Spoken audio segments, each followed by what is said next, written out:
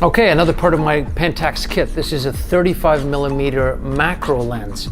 I love this lens because it's my standard go-to walk-around lens. It's equivalent to about a 53mm on a crop sensor camera, and it also has a 1:1 macro built in. It is really, really sharp.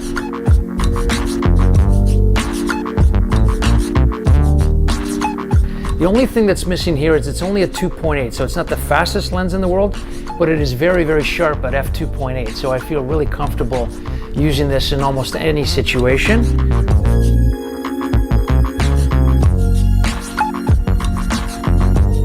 I'd recommend you check this out if you're interested in the Pentax system. It's probably one of their better lenses.